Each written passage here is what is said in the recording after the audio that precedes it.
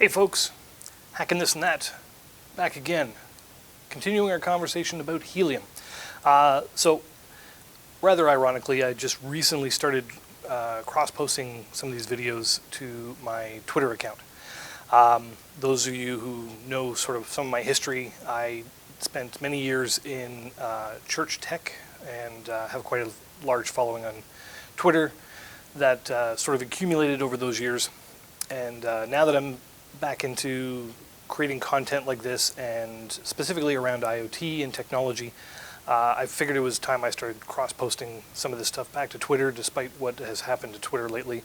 And I had a response from one of the people who used to follow my church tech stuff, and Jonathan is a pastor in a church, I believe in Minneapolis, or at least in that sort of general vicinity. And he was like, okay, dude, what is helium? And I thought, could I explain helium to a pastor? And then I thought, why does it have to be a pastor? What about, could I explain helium to just real people? Now, my wife is an elementary school teacher. She has the luxury of spending the last 30 years with me and has learned quite a bit of things, but I kind of was thinking, what if I took pastors, teachers, and my neighbor down the street, who I believe was a therapist. Now, I don't think we can find a sensor for therapists, at least not one that might be federally approved, but they also happen to run the community garden. And I thought, there's another good example of sort of real people. So, with that, I want to start with the basics. Helium as a network really consists of three things. There is a gateway device, and this is essentially just a radio. Bolted onto a Raspberry Pi mini computer. The idea is that it's going to receive wireless signals. For me, it's in the 915 megahertz. So if you're old enough to remember old cordless phones and the 900 megahertz range, that band is where this operates. So it's got great penetration in structures and relatively decent distance because of the specific technology that they've used in that signal transmission. So, as a hotspot owner or gateway owner, I have deployed many of these. I have one on the roof of my house. I have one on the roof of this building. I have one on many roofs. So, we've got a gateway that is designed to connect a sensor that is going to transmit data. This particular sensor is a temperature and humidity sensor. I could use a leak detection, a door contact. The data is going to be transmitted wirelessly to this gateway. This gateway is going to be wired to an internet connection. That data is then going to be fed onto the internet and onto some form of cloud service that allows the sensor owner to visualize the sensor data. I have plenty of videos on how to do that if you're interested in sort of setting up a sensor. But those are the two hardware components. And then there's the third component, and that is what they call the Helium token. Now,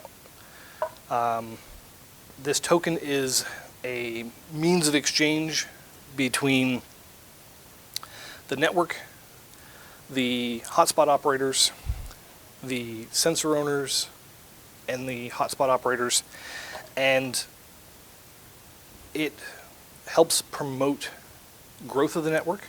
We needed to incentivize people to buy these hotspots and put them up. The network needed to exist in order for people to use it. You can't get people that won't use a network that doesn't exist.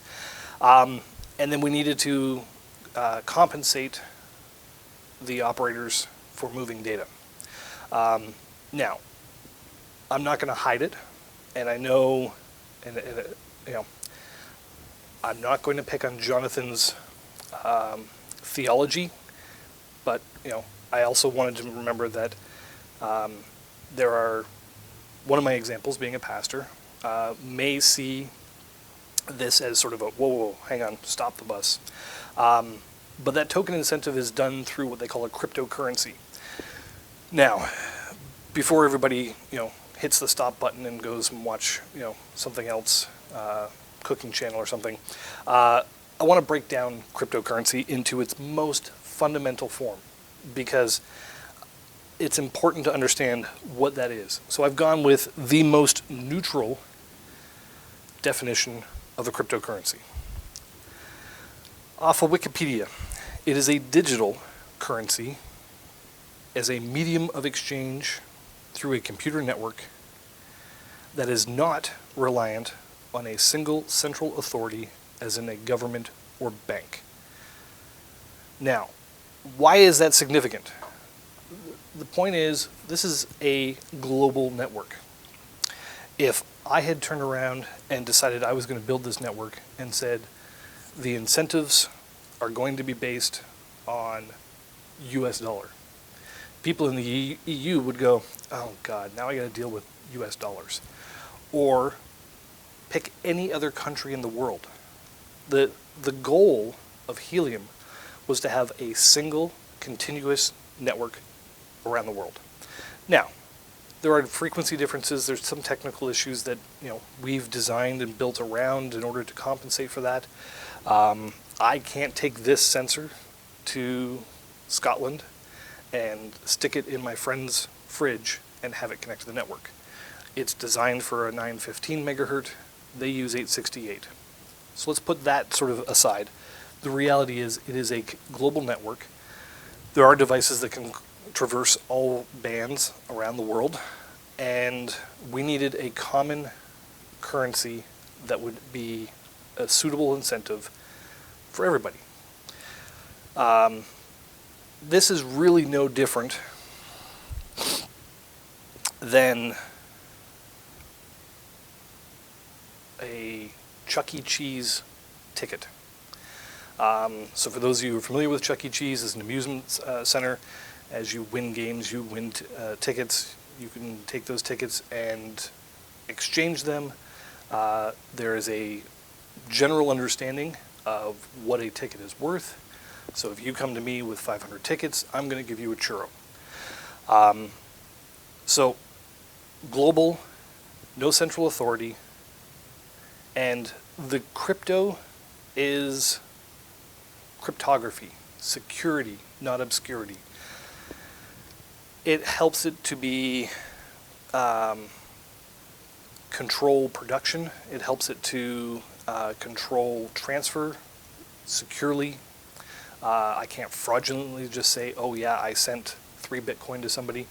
And it makes it verifiable because there is a central ledger that records everything. So that is cryptocurrency at its fundamentals. Now, there's been a lot of bad press, and whether it's FTX or any other news that may have happened, recently before watching this video, yes, there's a lot of bad stuff going on tied to cryptocurrency. But I want to be very clear that cryptocurrency is not evil. There are just people who do evil with cryptocurrency. The same could be said for cars. Let's go back 200 and probably 220 years now to the first horseless carriage, steam-powered automobile that was able to transport people.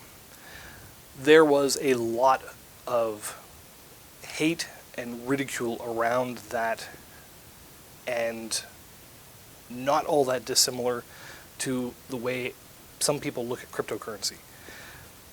The reality is it took growth, adoption, evolution, change in order to accept things as norm. Now we use cars for all sorts of things. Now, there are still people who use cars to do bad things. Look at NASCAR. Anyway, sorry, I couldn't resist that. But anyway, my point being is cryptocurrency is not evil. It's just people using it to do evil.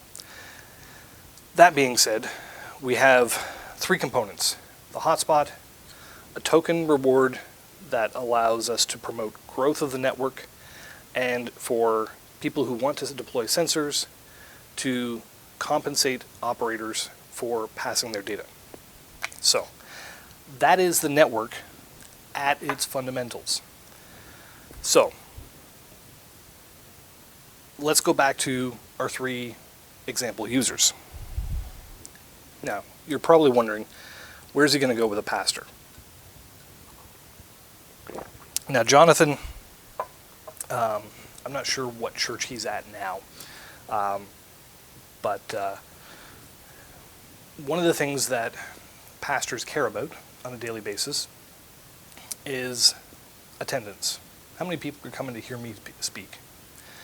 Now, if I do it on YouTube, I just sit there and I watch the view counter go up. When you're preaching on a Sunday, there is a job that gets assigned to either staff or volunteers that is the most dreaded job in any church, and that is counting.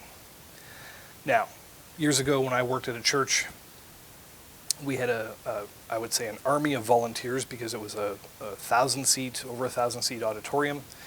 And if you've ever stood in the back of a 1,000-seat auditorium and tried to count heads, you'll understand just how complicated that is. So we'd break it up into sections and we'd have different people counting different areas. There's a lot of different ways that people will try to accomplish this. But what if you took a PAX counter? As a matter of fact, depending on the size of your church, what if you took, 3 or 4 for every 1,000 seats? And because this is typically an environment where people will bring cell phones, they've brought them with them either to look up Bible verses or because that's how their family stays connected, and they're literally going to make plans to go out for brunch after church. So I don't have to worry about counting extra things like laptops or other computers. I'm just counting cell phones. One device type. Not everybody's going to bring one, but almost every influential adult. And that is one of the metrics that different churches will have different ways of who do you count, who do you not count. But let's just say it's a mature decision-making adult carrying a phone. I've just eliminated one of the most complex jobs in a church, besides teaching, and that is counting. By using a PAX counter, or in the case of the church I worked at, let's say 3, and I did an average. If I put one at the front of the auditorium, one at the middle, and one in the back, and just said, count the number of wireless devices you see in this space, I'm going to get a pretty good count. Probably as good as some volunteers standing at the back of the room trying to count heads. All right, that's my first example. Jonathan, I hope that it gives you an example of how Helium might work in the church. You might have some other ideas. You might also think along the same lines I do, which is church steeples make for great hotspot installations. So think about that one. Next, teachers. My wife is an elementary school teacher. I have friends who are high school teachers, and everything in between.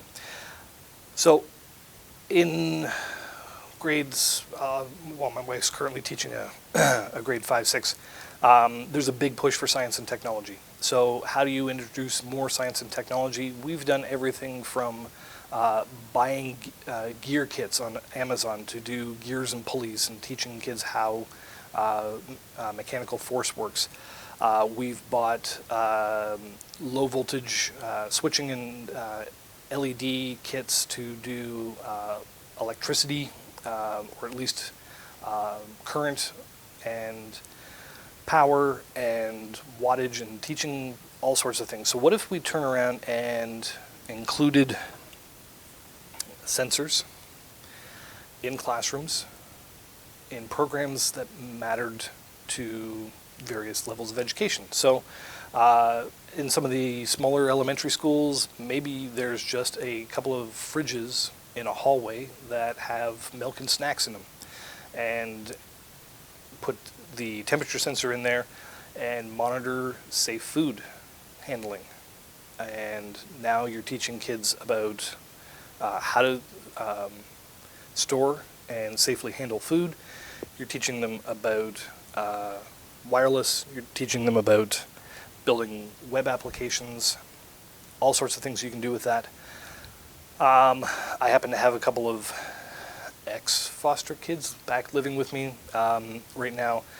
They're in high school, and they're both involved in culinary programs in their high school.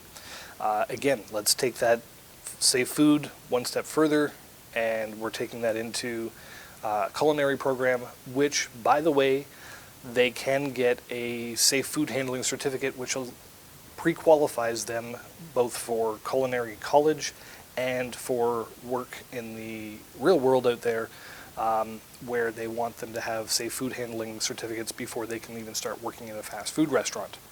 The other thing that you'll find in high schools is agriculture. Whether it's small-scale ag or large-scale ag. I happen to live near a large-scale ag university. And soil monitoring, NPK sensors, moisture sensors, all sorts of agriculture sensors that are available at extremely low prices and very suitable for education purposes. And then bridging that into our therapist down the street who runs the community garden. Again, bring the smart ag over, very relevant. Community gardens often are hobby garden activity people, and that can create some interesting dynamics in a community garden. How much to water, how often to water, that sort of stuff. Yes, they're each given their own plot, but the reality is you can't do anything to a soil over here and not impact the soil 3 feet to your right. So a distributed smart ag system in a community garden, I think, is a brilliant idea. This also falls into the smart cities and food security. Locally here, they've launched a food security, food circles program trying to raise awareness around food scarcity, accessibility, smart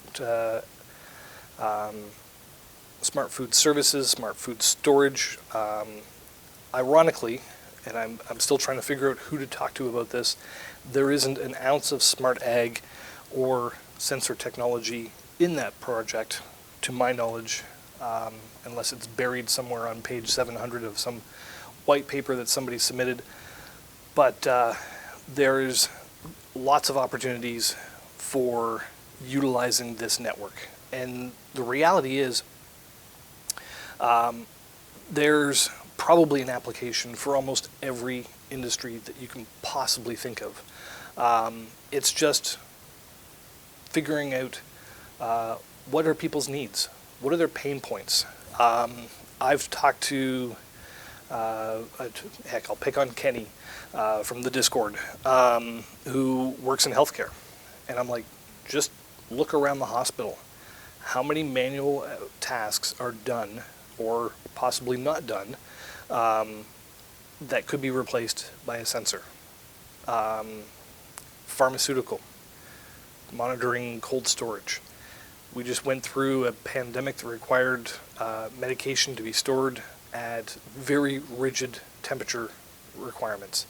Smart sensors would have been phenomenal in those applications. I am sure it was used in many, but again, I'm just trying to illustrate industries where things can be used. And in office buildings, many people don't want to spend a lot of money trying to retrofit old HVAC systems to new smart HVACs, but you can definitely introduce some smart components to existing buildings. I've done it with this place and started monitoring temperature and humidity, especially on floors or buildings that have co-working space, because everybody's sense and feel of temperature is going to be different. But everybody's going to have an opinion, everybody's going to want it set some particular way. So how you monitor and manage that can be augmented with a simple $50 sensor. So that is Helium for real people. And I hope I've given many of you some answers as to, what is Helium. Thank you very much for the soundtrack. If only there was a sensor for stupid people. Anyway, with that, I'm going to let it be.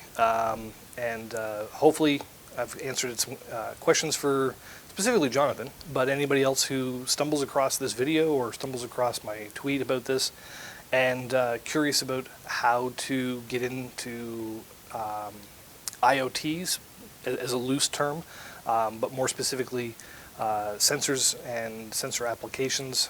And by all means, I've got plenty of videos that dig deeper into specific applications, specific tooling, and I would encourage you to check those out. But until then, my name's Peter. I am hacking this and that, and I'm out. See ya.